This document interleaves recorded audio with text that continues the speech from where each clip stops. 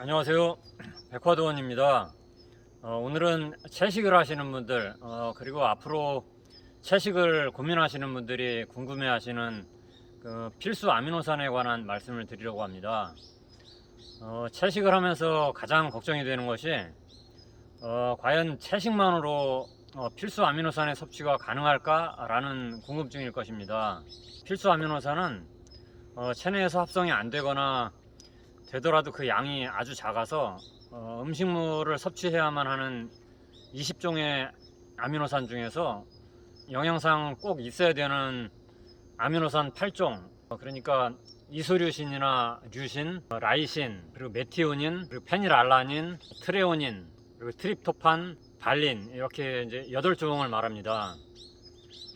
채식을 하는 이유가 개인의 건강을 위해서인 경우도 있고, 동물 보호하고 이제 지구 환경을 생각해서일 수도 있고, 종교적인 이유 때문인 경우도 있습니다. 그러다 보니 채식을 하는데도 단계가 있어서 평소에는 채식을 하지만 가끔은 육류를 먹는 자유로운 단계의 채식부터 해가지고 육류나 생선, 달걀이나 뭐 유제품 이런 것도 전혀 섭취를 하지 않는 완전 채식을 하는 가장 높은 단계의 채식도 있습니다. 가장 높은 단계의 채식주의자를 이제 비건이라고 하는데, 이들에게 이제 결핍되기 쉬운 영양소들이 몇 가지가 있습니다. 철분이라든가 뭐 오메가3, 그리고 비타민 D, 그리고 뭐 아연, 그리고 단백질, 그리고 비타민 B12가 그것들입니다. 채식을 제대로 하면 체중 감량도 되고 건강하고 활력이 넘치는 몸을 만들 수 있습니다. 하지만 뭐 어떤 이유에서인지 모르겠지만 채식을 하는 사람들의 건강이 더 안 좋은 경우가 많은데, 실제로도 건강이 악화돼 가지고 채식을 포기하는 경우를 많이 보게 됩니다. 채식을 하는 사람들이 겪는 어려움 중에 하나가 밖에 나가면 먹을 것이 없다는 것입니다. 대부분 요리에 이제 식당에서 파는 것도 그렇고 육류가 다 들어 있습니다. 그것을 피하려고 이제 그 라면이라든가 뭐 빵, 단순당이라든가 탄수화물의 섭취가 늘어나니까 영양 불균형 상태가 되고, 또 병원에 가보면 뭐 중성지방 수치라든가 콜레스테롤 수치가 일반식을 하는 사람들보다 더 높게 나옵니다. 채식을 제대로 하려면 많은 공부를 해야 됩니다. 육류를 대신해서 필수 아미노산 8종을 섭취하려면 채식으로도 뭐 충분히 할 수는 있습니다. 하지만 대체할 식품을 찾는 것이 쉽지 않고, 또 종류도 많아서 챙겨 먹기가 쉽지가 않습니다. 건강 관련 TV 프로그램을 보면 뭐 좋다는 음식도 많고, 한편으로는 뭐 먹지 말라는 음식도 많은데, 이 모든 것들을 다 뭐 지켜가면서 살으려면 뭐 복잡하고 힘든 일입니다. 처음부터 무리하게 채식을 시작하는 것보다 지난 영상에서 제가 말씀드린 것처럼 필수 아미노산 섭취를 위해서 한 달에 한두 번 정도는 뭐 소나 돼지, 뭐 오리나 닭, 뭐 생선 같은 것을 섭취하면서 채식을 시작하시면 다양한 종류의 채소를 구하는데 드는 뭐 비용과 시간을 절약할 수 있고, 좀 더 쉽게 채식을 시작할 수가 있습니다. 그리고 나중에 이제 좀 더 욕심을 내서 가장 높은 단계의 채식을 하시려면 결핍되기 쉬운 영양소들을 대체할 식품을 찾는 것이 중요한데, 일반적으로 알려진 뭐 몇 가지씩만 정리해서 말씀을 드리겠습니다. 지금 말씀드리는 것들만 잘 챙겨 드셔도 건강한 채식을 할 수가 있습니다. 일단 철분이 많이 들어있는 식품은 깻잎이라든가 뭐 청경채, 케일, 뭐 브로콜리 이런 것들이 있는데, 이것들을 드실 때 이제 과일을 식사에 곁들이면 비타민이라든가 뭐 구연산 같은 것들이, 그런 유기산들이 풍부해 가지고 철분 흡수율을 높이는 데 도움이 됩니다.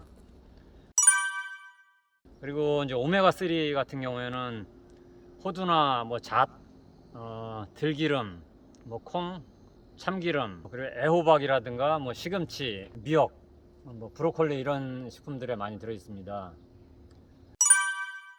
칼슘을 섭취하려면 다시마라든가 미역, 시금치, 그리고 청경채, 케일, 콜라비, 뭐 달래, 그리고 이제 가을에 많이 나오는 시래기, 브로콜리에도 많이 들어 있습니다.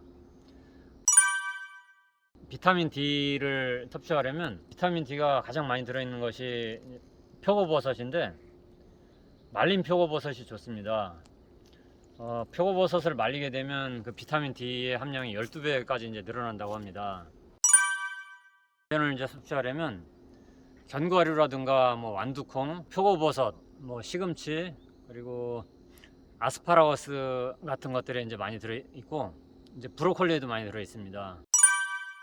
그리고 이제 단백질 섭취를 하려면 단백질은 이제 채식주의자들이 가장 많이 콩 같은 건데, 콩이라든가 뭐 두부, 그리고 그런 것들에 많이 들어 있고, 견과류라든가 뭐 양배추, 뭐 순무나 뭐 비트 잎, 그리고 케일, 뭐 시금치, 그리고 감자나 옥수수, 뭐 이런 것들에 많이 들어 있습니다.